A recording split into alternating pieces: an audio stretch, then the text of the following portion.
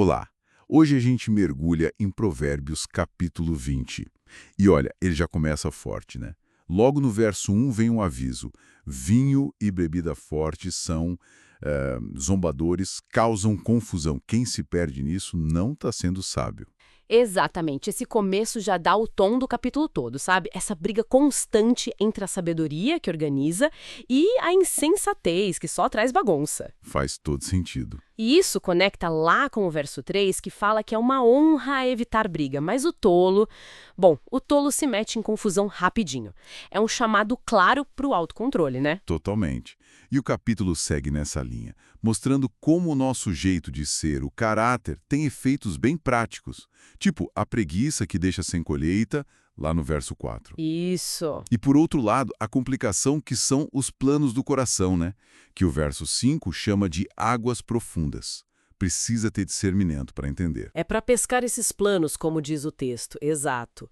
E toca num ponto delicado.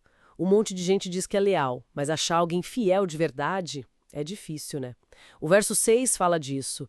Parece que está construindo o perfil de quem tem integridade.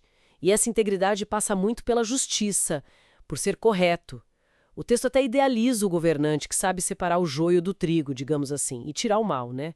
Como nos versos 8 e 26. Sim, mencionou rei. Mas aí vem o verso 9 e joga pra gente. Quem pode dizer, purifiquei meu coração, estou limpo do meu pecado? É um banho de realidade, né? Para ninguém achar que é perfeito. É verdade. O choque de E humildade. reforça muito a questão da honestidade no dia a dia nos negócios. Detesta pesos e medidas falsas, isso está nos versos 10 e 23. A integridade tem que estar em tudo. Até nas pequenas coisas. Até no que uma criança faz, como diz o verso 11. As ações já mostram um pouco do caráter dela. Essa questão da honestidade é recorrente mesmo. E seguindo, tem um lembrete legal no verso 12. Valorizar o poder de ouvir e ver, que são presentes de Deus. É uma gratidão básica, né? Pelos sentidos. Pois é. E conselhos bem pé no chão, tipo, não ame dormir demais para não ficar pobre. É o verso 13. E eu acho demais a sacada do verso 14. Ah, do comprador. É ótima. É que na hora de comprar, fala mal do produto. Ah, não vale nada, não vale nada. Mas depois que compra, sai se gabando do negócio que fez. É muito humano isso, né? Uma certa malandragem, talvez. É uma observação muito perspicaz da nossa natureza, sim. E falando em valor, o verso 15 coloca o conhecimento, os lábios que falam com saber, acima de ouro e rubis. É mais valioso. Exato. E tem alertas práticos também. Cuidado ao ser fiador, especialmente por gente estranha. Tá lá no verso 16. Bom conselho. Forte do verso 17, o pão ganho com fraude. Parece gostoso na hora, mas depois vira areia na boca. Cascalho mostra que a desonestidade não compensa no final. Nossa, pesado. E essa ideia de pensar nas consequências no longo prazo volta na necessidade de pedir conselho para fazer planos ou até para guerrear, né? Verso 18. Fundamental buscar conselho. Mas, por outro lado, cuidado com quem fala demais. O fofoqueiro espalha segredo, então é melhor se afastar, diz o verso 19. É, a descrição é importante. E tem avisos bem sérios sobre desrespeitar pai e mãe no verso 20. As consequências são sombrias. Assim como a herança que chega rápido demais, na pressa, que não vai ser abençoada no fim.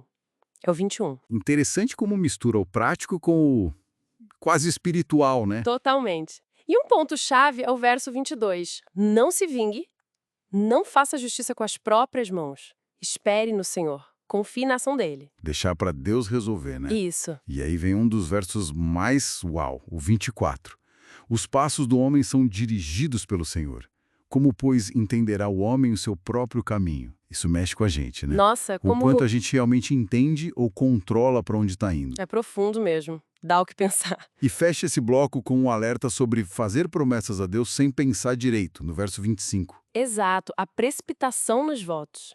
Olha, Provérbios 20 é denso, cobre muita coisa. Comportamento, ética no trabalho, honestidade, o peso da palavra, planejamento, confiança em algo maior. O verso 27, da lâmpada do Senhor que sonda o nosso espírito, o nosso interior, é um chamado para a gente sempre se olhar por dentro, né? Uma autoanálise constante. E ainda tem o verso 29, falando da força dos jovens e da honra dos mais velhos, dos cabelos brancos. E o 30, sobre como a disciplina, às vezes dura, pode purificar. Ufa, quanta coisa, muita coisa mesmo.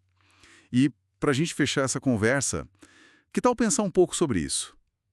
Se os nossos planos mais íntimos são como águas profundas, difíceis até para a gente mesmo entender, como diz o verso 5, e ao mesmo tempo, os nossos passos são dirigidos pelo Senhor, como lemos no verso 24. Como é que fica a nossa ideia de autonomia, de controle? Boa pergunta. Como a gente vive o dia a dia, tentando entender as coisas, tomar decisões, sabendo que tem essa direção maior que talvez a gente nem perceba direito? Fica aí para a gente pensar, né? Como pesar nossas intenções e escolhas com essa dupla realidade?